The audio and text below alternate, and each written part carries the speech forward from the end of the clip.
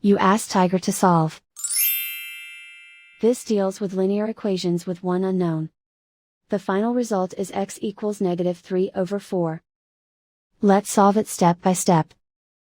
Group all constants on the right side of the equation. Subtract 9 from both sides.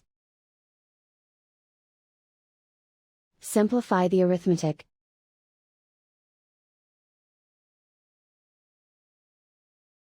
Isolate the x. Divide both sides by 12. Simplify the fraction.